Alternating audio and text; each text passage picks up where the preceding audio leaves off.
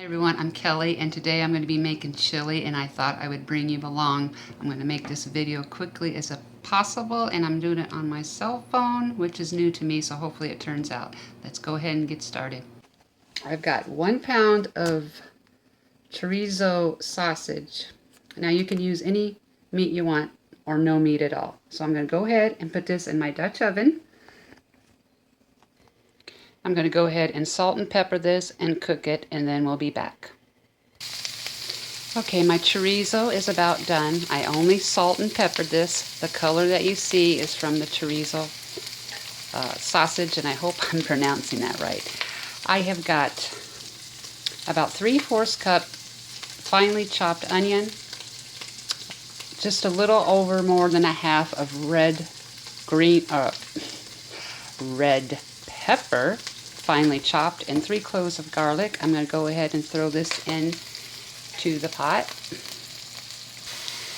Okay, I have that in.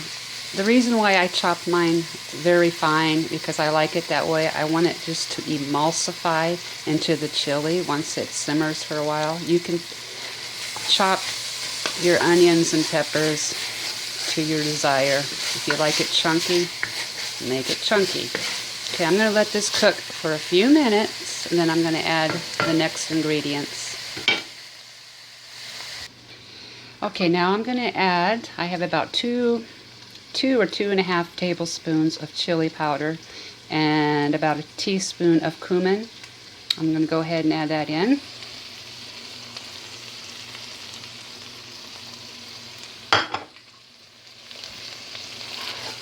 I'm going to let that cook for about a minute or two. While that's going, next I'm going to add 28-ounce can of crushed peeled tomatoes, a 15-ounce can of tomato sauce. What I did, my tomatoes were whole, so I just went ahead and crushed them with my hand. Before I add my tomato and tomato sauce, I'm going to go ahead and put a little bit of chicken broth on the bottom here to lift up the bits from the pan to get that flavor. You can add water if you need to. It just depends. If you're using a non-stick, you probably don't need to do this.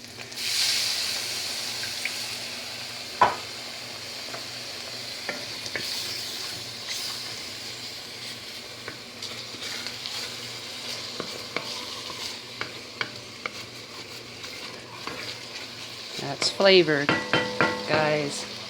Okay, I'm going to go ahead and add my crushed peeled tomatoes and tomato sauce.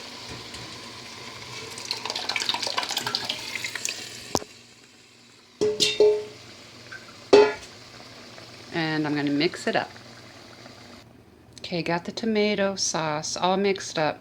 Now what I do is I take my 28-ounce can that the crushed tomatoes were in and fill it with water. Since I had some chicken broth left, I put the chicken broth in and put rest water in.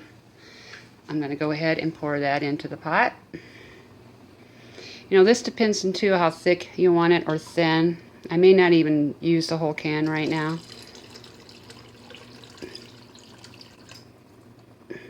I'm going to go ahead and add half for now.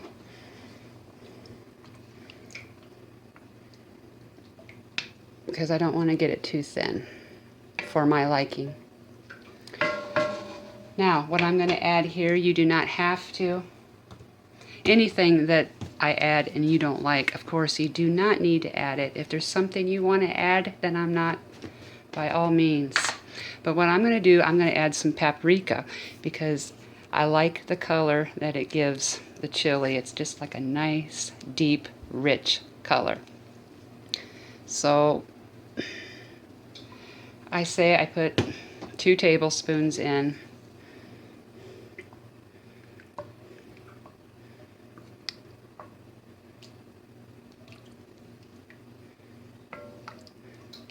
Okay, I'm going to go ahead and let this simmer, get up to a boil and simmer for a little bit before I add my beans.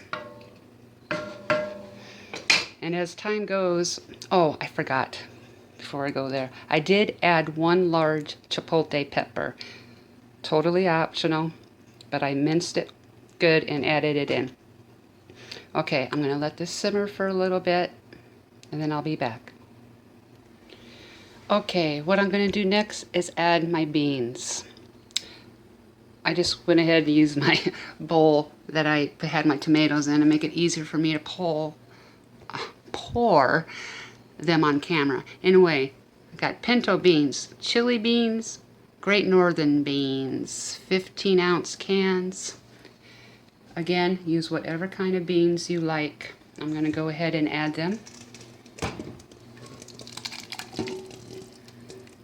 And I did take a taste of this to check for seasonings, and so far I'm liking what I taste, so I'm not going to add anything else right now.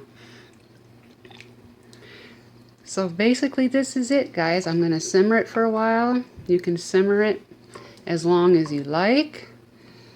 The longer you go, the better flavor it's going to have. I hope this turned out. I wanted to do this quickly. I know some of my older videos got a little long, and that even irritated myself.